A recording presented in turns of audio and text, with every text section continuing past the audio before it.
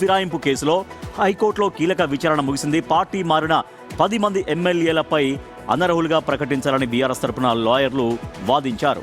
ఆరోపణలు ఎదుర్కొంటున్న ప్రజాప్రతినిధులు కాంగ్రెస్ కు అనుకూలంగా ప్రచారం చేసిన వీడియోలను, ఏఐసీసీ కార్యక్రమాల్లో పాల్గొన్న వీడియోలను అక్కడ కోర్టుకి సమర్పించారు. దానం నాగేందర్ బీఆర్ఎస్ ఎమ్మెల్యేగా కొనసాగుతూనే కాంగ్రెస్ నుంచి ఎంపీగా పోటీ చేశారని కోర్టుకు తెలిపారు. పార్టీ సభ్యత్వం లేనిదే కాంగ్రెస్ పార్టీ దానం నాగేందర్కు ఎంపీ టిక్కెట్ ఇవ్వదు అని కోర్టు దృష్టికి తీసుకొచ్చారు బీఆర్ఎస్ తరపున లాయర్లు. మరోవైపు అభివృద్ధి కోసమే కాంగ్రెస్ తో కలిసి పనిచేస్తున్నామని, పార్టీ మారినట్టు చెప్పేందుకు ఆధారాలు లేవని ఆరోపణలు ఎదుర్కొంటున్న ప్రజాప్రతినిధుల తరపు లాయర్లందరూ కూడా అక్కడ వాదిస్తూ ఉన్నారు. ఇరుపక్షాల వాదనలు విన్న హైకోర్టు తీర్పును సెప్టెంబర్ 16కు వాయిదా వేసింది.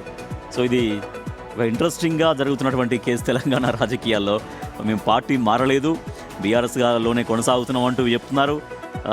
కానీ వేరే పార్టీ అధికారిక కార్యక్రమాల్లో పాల్గొంటున్నారనేది బీఆర్ఎస్ పార్టీ చూపిస్తుంది. కొన్ని వీడియోలు కోసం అందరితో చేయి కలిపి ముందుకెళ్తామని చెప్తున్నారు వీళ్ళు అంటూ ఉన్నారు. రైట్, పూర్తి డీటెయిల్స్ అందించడానికి రాణా లైవ్ లో జాయిన్ అవుతున్నారు. Right Rana, over to you.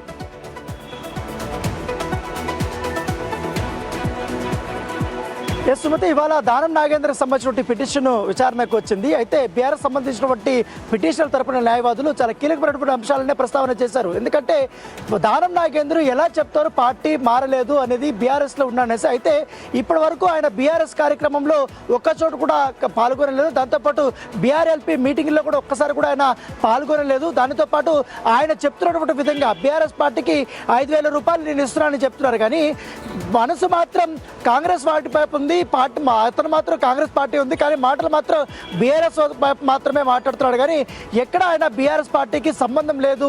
పైగా కాంగ్రెస్ పార్టీ సంబంధించిన ఎంపీగా కూడా ఆయన పోటీ చేసినప్పుడు ఆయన మాటలు మనం ఎలా విశ్వసించాలంటూ కూడా ఇవాళ కోర్టుకి వాళ్ళు తీసుకొని వచ్చారు. మాటల్ని విశ్వసిస్తుందా? ప్రూఫ్స్ కావాలి, ప్రతిదానికి కూడా ప్రూఫ్ ఉంటుంది. అండ్ 5,000 రూపాయలు కట్టినట్టు ఆయన ఒక స్లిప్ చూపిస్తూ ఉన్నారు. మరి అవన్నీ కూడా పరిగణలోకి తీసుకుంటుంది కదా కోర్టు. ఎగ్జాక్ట్లీ, ఎందుకంటే ఇప్పుడు ఇదే అంశము అప్పుడు స్పీకర్ వద్ద కూడా ఇలాగే జరిగింది. వాళ్ళు కూడా ఇటు దానం నాగేంద్ర ఒక వర్షన్ చెప్పాడు, దాంతోపాటు బీఆర్ఎస్ సంబంధించిన పిటిషనర్స్ కూడా ఒక వర్షన్ చెప్పారు. అదంతా కొట్టేశారు ఇప్పుడు కోర్టు నుంచి, స్పీకర్ కొట్టేశారు. తర్వాత ఇప్పుడు హైకోర్టుకు మళ్ళీ వచ్చింది. ఏంటంటే దానం నాగేంద్ర విషయంలో మాత్రం ఇప్పటికే మనం చూసాం 2-3 రోజుల ముందు కూడా ఇటు కోమటిరెడ్డి రాజగోపాల్ రెడ్డి కూడా కొన్ని కీలకమైన వ్యాఖ్యలు చేశారు. వాటిని కూడా ఇప్పుడు ప్రస్తావన చేస్తారు కోర్టులో. దానితో పాటు ఆయన ఏఐసీసీకి సంబంధించిన అన్ని కార్యక్రమాల్లో పాల్గొన్నారు. వీడియో క్లిప్స్ అన్ని ఛానల్స్ లో, అన్ని పేపర్లో వచ్చినటువంటి క్లిప్స్ కూడా కోర్టు ముందు వాళ్ళు సబ్మిట్ చేశారు. సో దీన్ని ఖచ్చితంగా కూడా కోర్టు పరిగణలోకి తీసుకుంటుందనేసి ఆ లాయర్లు అంటున్నారు. కాకపోతే నేను ఓన్లీ నియోజకవర్గంకు సంబంధించిన అభివృద్ధి కోసమే, నిధులు అడగడం కోసమే నేను ఆ రోజు వెళ్ళాను. అది జాతీయ జెండా 3 రంగులంటే సో అది కాంగ్రెస్ పార్టీకి సంబంధించి జెండా కాదు. ఆయన టెక్నికల్ గా మాట్లాడినా కానీ బీఆర్ఎస్ తరపు సంబంధించిన లాయర్లు మాత్రం చాలా కీలకమైన అంశం చేశారు. జాతీయ జెండాలో అశోక చక్రం ఉంటది, కానీ ఇటు కాంగ్రెస్ పార్టీకి చేయి వాళ్ళు క్వశ్చన్ రైజ్ చేశారు. చాలా ఆసక్తికరంగా జరిగింది. కాకపోతే ఫైనల్ జడ్జ్మెంట్ రావాలి కాబట్టి చూడాల్సిన అవసరం ఉంది. Right, thank you Rana. So ఇది సెప్టెంబర్ 16కు మళ్ళీ వాయిదా వేసారు. చాలా ఇంట్రెస్టింగ్ కామెంట్స్. ఖచ్చితంగా అక్కడ అంతా ఏం జరుగుతోంది ఏంటి అంతా తెలిసినా సరే కోర్టుకు మాత్రం మనం ఖచ్చితంగా ప్రూఫ్స్ ఇవ్వాలి. అదే పనిలో అటు 2 తరఫు లాయర్లు కూడా అక్కడ సబ్మిట్ చేయడానికి తీవ్ర ప్రయత్నాలు చేస్తారు. అదే ఇప్పుడు ఆ ఎమ్మెల్యేలు మేము నిజంగా కాంగ్రెస్ పార్టీలోకి మారామని చెప్పాలి.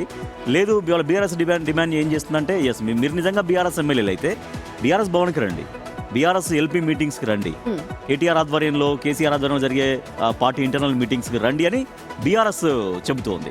మీరు 3 రంగుల జెండా అంటే అది జాతీయ జెండా అని ఇప్పుడు అట్లా చాలా సూక్ష్మంగా చాలా బైనాక్లెస్ పెట్టి మరీ చూసి ఆ ప్రూఫ్స్ అన్ని కూడా సబ్మిట్ చేస్తున్నారు. వీళ్ళే ఉంటున్నారంటే నియోజకవర్గ అభివృద్ధి కోసం సీఎం స్థాయిలో ఉన్నారు కాబట్టి ఆ పార్టీ దగ్గరికి వెళ్ళి అడగడంలో తప్పే. యాక్చువల్ స్పీకర్ ఏం చెప్పారు అనర్హత పైన వాళ్ళు వీళ్ళు పార్టీ మారినట్టు అక్కడ ఆధారాలు. దానం నాగేందర్ విషయంలో మాత్రం కొంచెం డిఫరెంట్ ఉంది సబ్జెక్ట్. ఎందుకంటే ఆయన నేరుగా బీఆర్ఎస్ ఎమ్మెల్యేగా ఉండి ఎంపీగా పోటీ చేశారు. సికింద్రాబాద్ ఎంపీగా పోటీ చేశారు కాబట్టి మరి కాంగ్రెస్ పార్టీ టికెట్ ఇవ్వండి, కాంగ్రెస్ పార్టీ బీఫామ్ మీద బీఆర్ఎస్ లో ఉండి కాంగ్రెస్ పార్టీ బీఫామ్ మీద ఎట్లా ఎంపీగా పోటీ చేశారు అనేది టెక్నికల్ గా ఆయన క్వశ్చన్ ఎదుర్కోవాల్సి వస్తుంది. ఇప్పుడు మిగిలినవన్నీ కూడా ఎలా ఉన్నప్పటికీ కూడా ఆయన కేసు ఇప్పుడు చాలా కీలకంగా ఇంట్రెస్టింగ్ చూడాలి. ఇది ఎంతవరకు డ్రాగ్ అవుతుందో.